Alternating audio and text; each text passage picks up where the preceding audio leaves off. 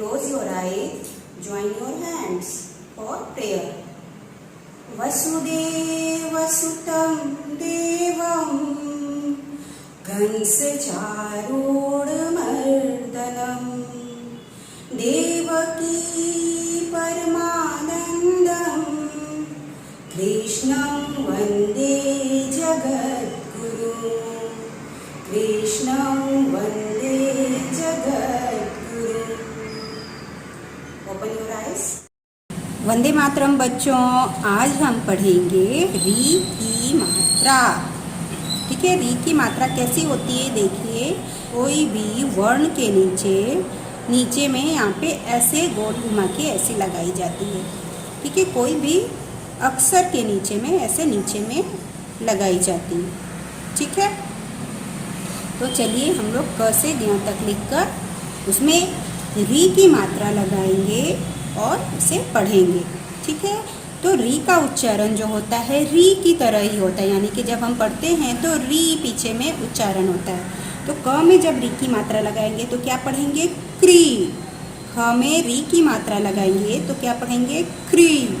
ग में ग्री। घ में लगाएंगे तो घ्री। छ में लगाएंगे तो च्री। छ में लगाएंगे तो श्री। ज में लगाएंगे तो ज्री। झ में लगाएंगे तो ज्री।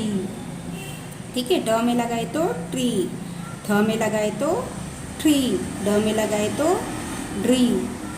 और ढ में लगाए तो ड्री। त में लगाए तो त्री। थ में लगाए तो थ्री। द में री की मात्रा लगी तो द्री। ध में लगी तो द्री। न में लगी तो नृ। ठीक है, प में लगी तो प्री। फ में लगी तो फ्री। ब में लगी तो ब्री। भ में लगी तो ब्री।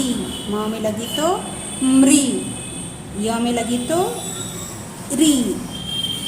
र में लगाएंगे तो री। ठीक है, र में जब ऐसे लगाएंगे, लेकिन जब हम लिखते हैं तो ऐसे र में ऐसे नहीं लगता है, डायरेक्ट ऐसा री बनता है। ठीक है, ऐसे री लिख देते हैं। हम ऋषि लिखना रहता है तो ऐसा री लिख देते हैं। ठीक है, ऐसे नहीं लिखते। ओके, ल में लगाए ई की मात्रा तो री। व में लगाए तो व्री। श में लगाए तो श्री। श में लगाए तो श्री। श में लगाए तो श्री। फ में लगाए तो प्री। श में लगाए री की मात्रा तो श्री। त्र में लगाए तो त्री। ज्ञ में लगाए तो व्री। ठीक है, तो ऐसे आपको क से ज्ञ तक री की मात्रा लगाकर पढ़ने हैं और री की मात्रा का उच्चारण पीछे में री की तरह ही होता है। जैसे हमने पढ़ा वैसे आपको पढ़ने की प्रैक्टिस करनी है। ओके, अभी हम लोग बुक में देखेंगे। देखो और पढ़ो। ग जोड़ री की मात्रा जोड़ ह क्या होगा? गृह। ग में री की मात्रा जोड़े तो अभी मैंने पढ़ के बताया ना, ग में री की मात्रा जोड़ने पर क्या पढ़ते? गृह पढ़ते, गृह।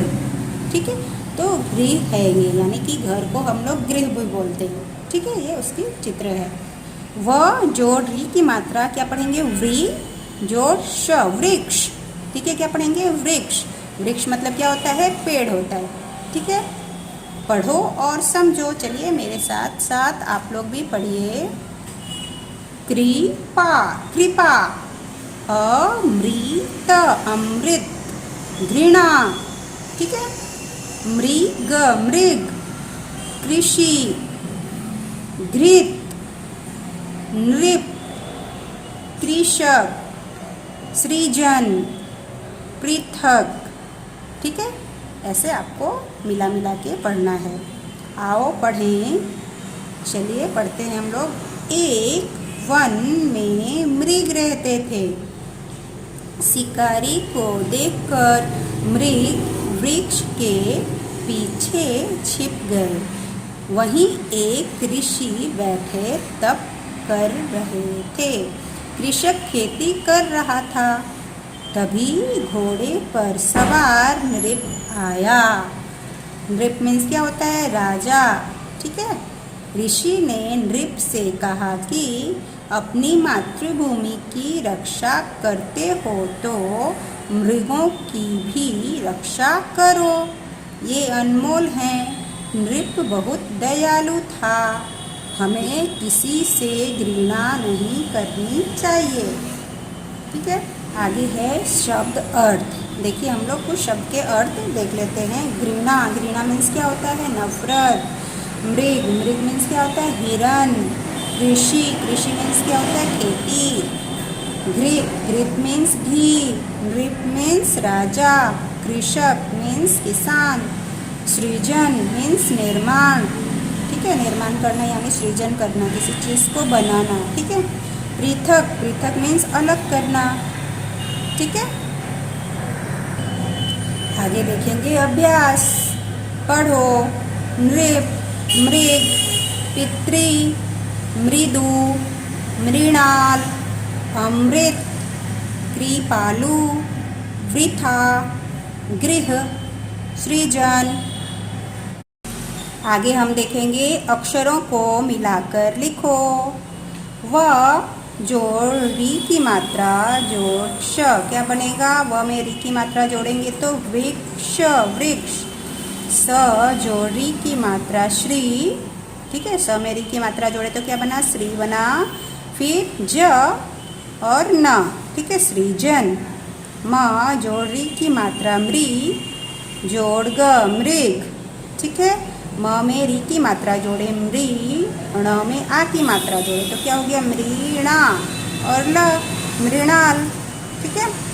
क जोड़ री की मात्रा क्री, जोड़ श, जोड़ क कृषक, ठीक है। ऐसे आपको जोड़ के लिखना है। अभी इसे भी पढ़ो।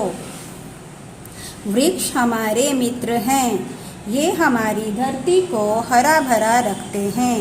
वृक्षों पर पक्षी रहते हैं। वृक्ष हमें ताज़ी हवा देते हैं। हमें कई तरह के फल और फूल भी देते हैं। हमें वृक्षों को कभी भी काटना या तोड़ना नहीं चाहिए, ठीक है।